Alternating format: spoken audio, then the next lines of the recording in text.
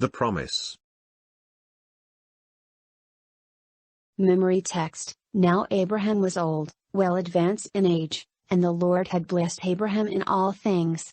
Genesis 24:1. Abraham will now experience spiritual and human events that will affect his life and his descendants for all time. His son Isaac will be born, and Abraham will see the plan of salvation fully revealed. However, we will see that Abraham's testing of faith is not finished. The ordeal of the sacrifice, the death of Sarah, and the insecurity of the future of Isaac.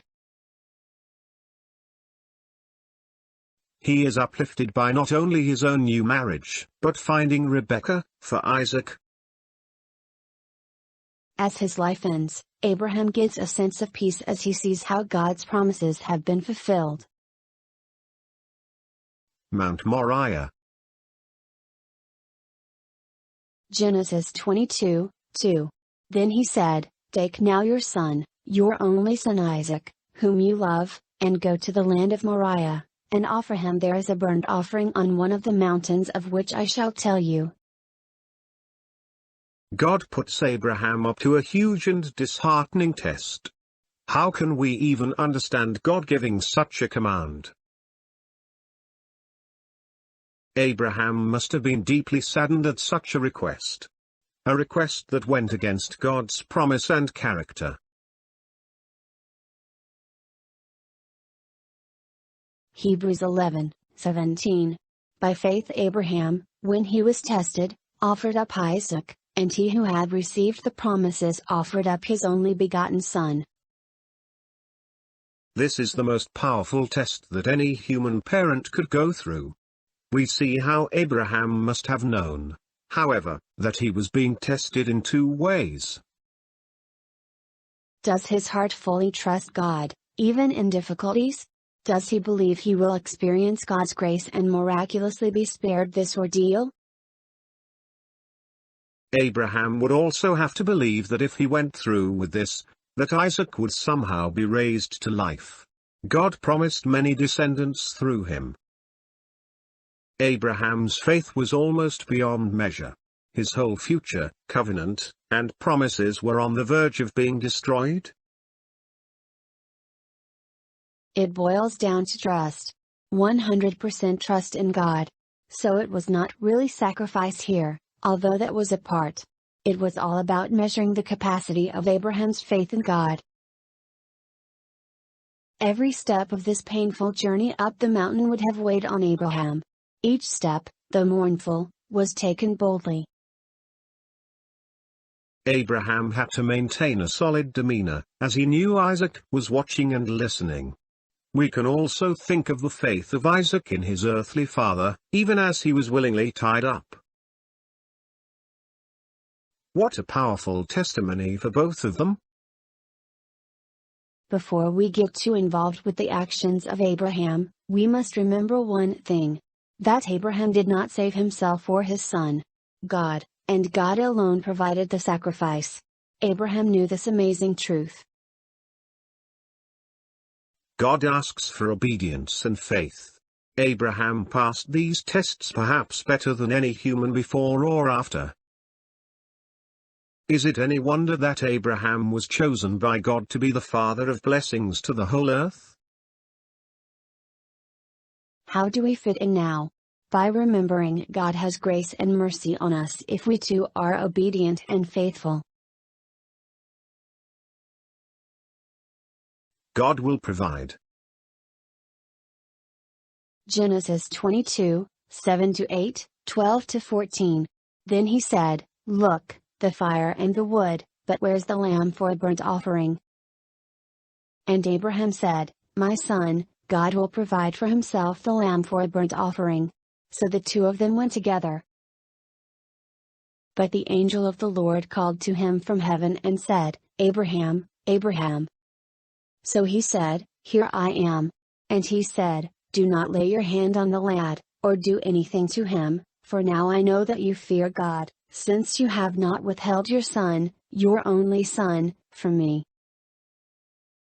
Then Abraham lifted his eyes and looked, and there behind him was a ram caught in a thicket by its horns. So Abraham went and took the ram, and offered it up for a burnt offering instead of his son. And Abraham called the name of the place, "The Lord will provide," as it is said to this day, "In the mount of the Lord it shall be provided." The young Isaac had been trained in sacrifices, as he had just asked where the animal was. When Abraham answers, he uses words that could translate that God himself will be the sacrifice. Abraham is shown the perfect plan of salvation that will culminate with Jesus on the cross. It is amazing how God will go through this same scenario when he offers his son, Jesus, to be sacrificed for our sins. We now have an explanation when Jesus said this in John 8:56.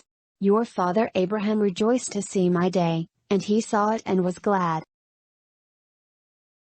The joy of Abraham seeing the ram must have been overwhelming. As we remember how Jesus suffered on the cross, our joy should exceed that in knowing what God has done for us. The death of Sarah. From Genesis 22 to Genesis 25, we see the birth of Rebekah, Isaac's future wife, the death of Sarah, the marriage of Abraham to Keturah, and then Abraham's death. Genesis 23, 1-2. Sarah lived 127 years, these were the years of the life of Sarah. So Sarah died in Kirjath Arba, that is, Hebron, in the land of Canaan, and Abraham came to mourn for Sarah and to weep for her. Interesting here, is that the only woman in the Bible whose age is given at death is Sarah.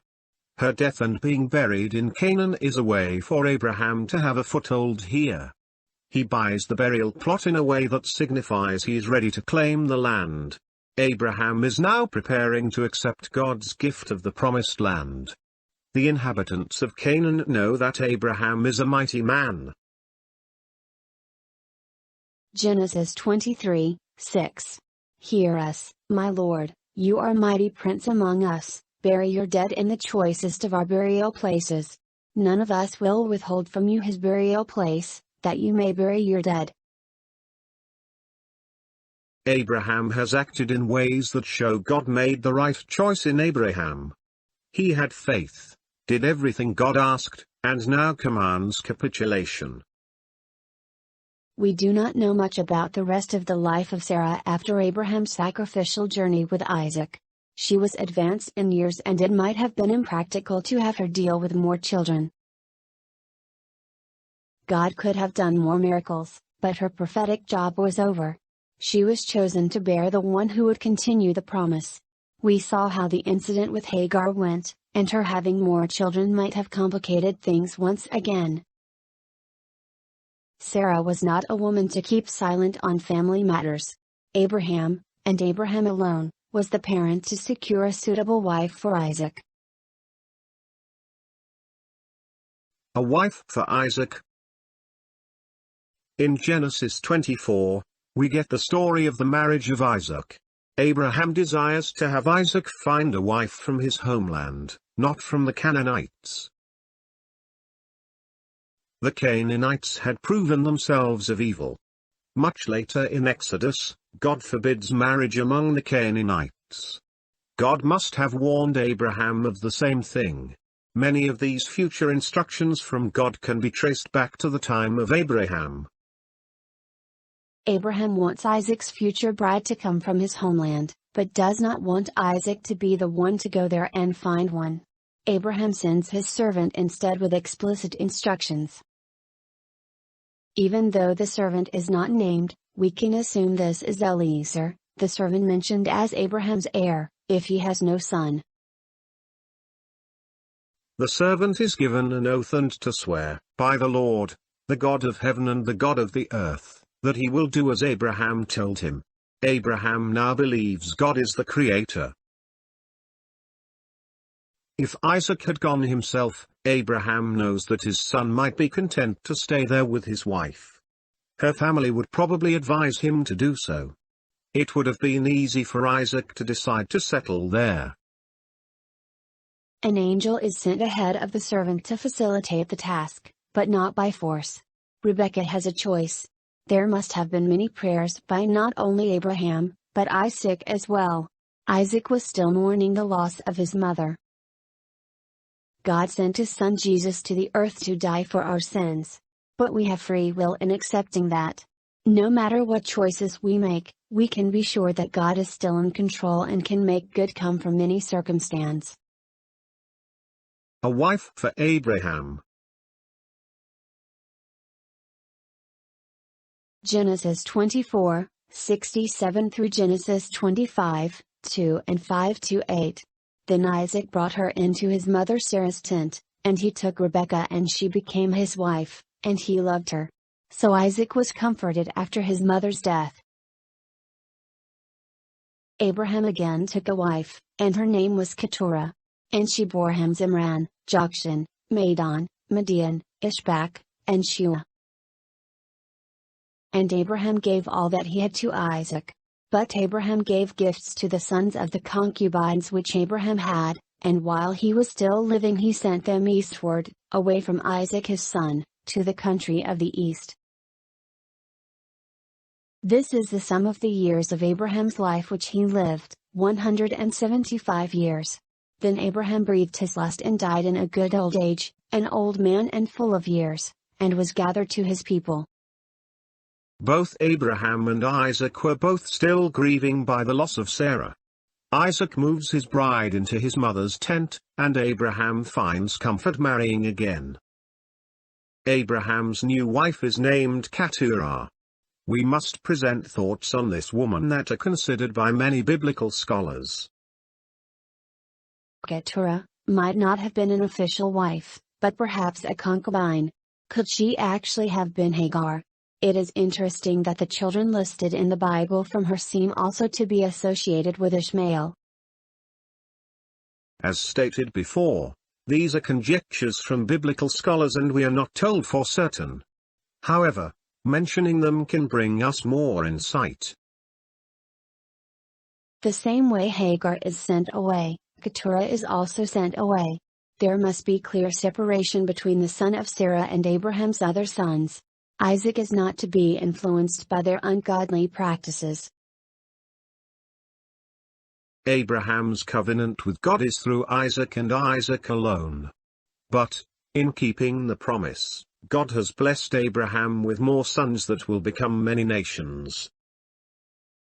The genealogies presented in Genesis 25 are a clear representation of the fulfillment of the covenant and promises.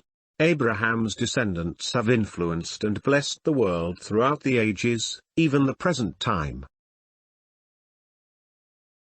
The life of Abraham was long by the standards of his day, 175 years. This fulfills the promise of living until a good old age. The life of Abraham shows how God remained true to his promises. Not perfect, Abraham's faith was his salvation. We too can find grace, salvation, and know the truth that God always keeps his promises. Isaac was a figure of the Son of God, who was offered a sacrifice for the sins of the world. God would impress upon Abraham the gospel of salvation to man. In order to do this, and make the truth a reality to him as well as to test his faith, he required him to slay his darling Isaac. In the mind of Abraham, the choice of a wife for his son was a matter of grave importance. He was anxious to have him marry one who would not lead him from God. Isaac, trusting to his father's wisdom and affection, was satisfied to commit the matter to him, believing also that God himself would direct in the choice made.